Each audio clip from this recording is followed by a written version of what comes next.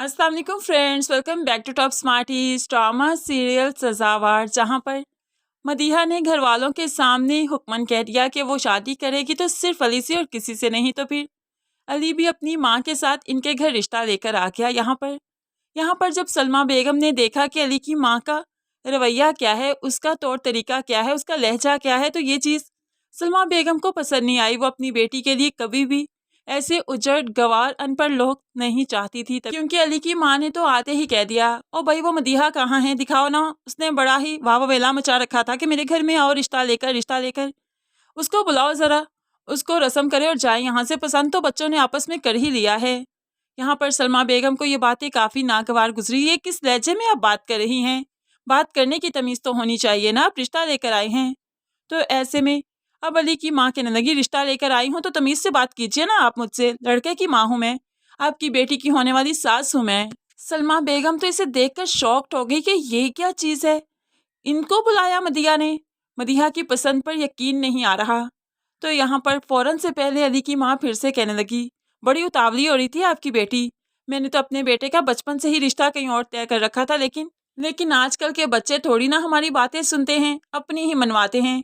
जैसे मेरे बेटे ने मुझे तंग किया, यकीनन आपकी बेटी ने भी आपको तंग किया होगा, तभी तो आप मेरे से रिश्ता करने को तैयार हैं।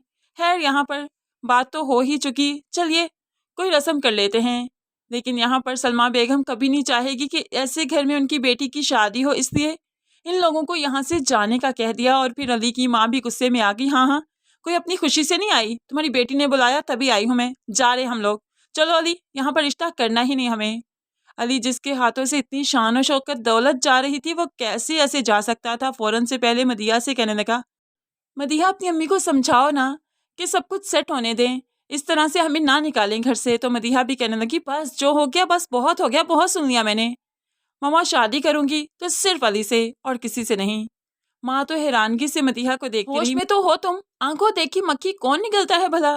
लेकिन मदीहा जो कि सुम्बुल को भी बता चुकी थी, उसके सामने काफ़ी इतरा चुकी थी कि वो शादी करेगी तो सिर्फ अपनी पसंद से, अली से, इसके अलावा किसी से नहीं। तो फिर इस चीज़ का भी तो लिहाज रखना था। वो कभी भी झुकी नहीं, ना ही झुकना सीखा है, इसलिए सुम्बुल के सामने भी शर्मिंदा नहीं होना चाहती। और फिर अली को जो इस घर में खुद बुलवाया, तो फिर सबके सामने भी शर्मिंदा नहीं होना चाहती। वो अली से ही शादी करेगी और किसी से नहीं। और माँ बाप को, भाई को इसकी पसंद के आगे घुटने टेकने पड़ेंगे।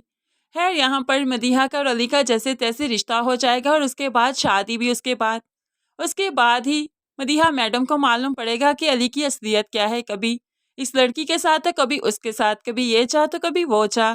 खैर यहाँ पर मदीहा का मकाफात तो फिर ऐसा ही होना चाहिए था अली की सूरत में। दूसरी तरफ दामिया काफ़ी परेशान है, क्योंकि ऑफिस वाले सरगोशियाँ करने लगे हैं और दामिया के किरदार को मशकूक बना रखा है। तभी तो आशिर सर दामिया का जल्द अज जल्द हाथ थामना चाहते हैं, उसे शादी करना चाहते हैं, ताकि दामिया इस ट्रॉमा से बाहर निकल सके। बेशक वो दामिया को पहले ही पसंद करते थे, लेकिन अब उन्होंने अपनी कोशिशें ज़्यादा तेज़ कर दी हैं। दामिया को जब मालूम पड़ा तो वो भी बहुत खुश होती है, क्योंकि वो भी तो आशिर को चाहती थी और कुदरत ने इस तरह से उसे नवाजा कि वो तो, उसके पास तो अल्फाज ही नहीं कि वो शुक्र किन लफ्ज़ों में अदा करे।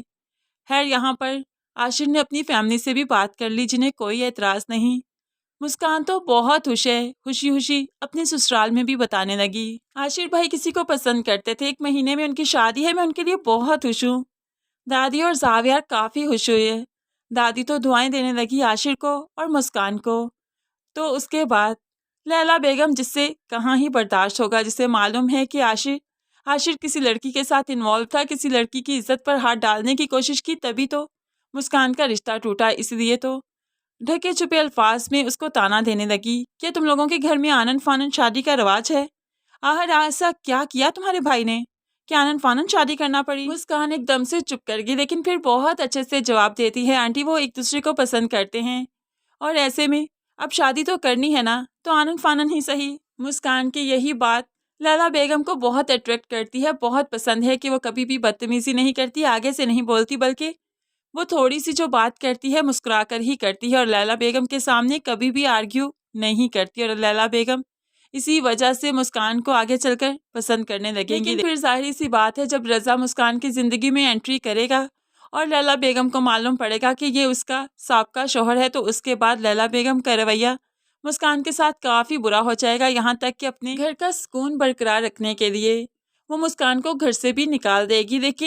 लेकिन फिर ज़ावियार की बढ़ती हुई मोहब्बत, बेचैनी लैला बेगम को मजबूर करेगी कि वो मुस्कान के साथ फिर से रिश्ता कायम करे और उसको वापस लेकर आए। बेशक ज़ावियार पहले ही रज़ा के बारे में सब कुछ जानता है, इसलिए मुस्कान को ज़ावियार की तरफ से कोई टेंशन नहीं होगी। लेकिन फिर लैला बेगम भी बहुत जल्द समझ जाएगी और इस तरह से मुस्कान की ज़िंदगी आसान हो जाएगी। लेकिन जिन्होंने बुरा किया, गलत किया, उनकी ज़िंदगियों में काफ़ी तूफान आने वाले हैं, जो कि कमिंग एपिसोड्स में हम देखेंगे और देखना काफ़ी इंटरेस्टिंग है। फ्रेंड्स, क्या आपको भी लग रहा है कि मदीहा और अली की शादी मदीहा का मकाफात ही है, कि मदीहा को काफ़ी कुछ फेस करना है शादी के बाद, या फिर आपको ऐसा लगता है कि अली बाद में सुधर जाएगा और मदीहा की ज़िंदगी आसान हो जाएगी? क्या कहते हैं आप इस बारे में? ज़रूर कमेंट्स में बताइएगा। मज़ीद वीडियोज़ के लिए चैनल को सब्सक्राइब करके साथ ही बेल नोटिफिकेशन ज़रूर प्रेस कर लीजिए, ताकि आने वाली हर वीडियो बहुत आसानी से देख सकें। दुआओं में याद रखिएगा, अपना बहुत सारा ख्याल रखिएगा। नई वीडियो तक के लिए अल्लाह हाफिज़।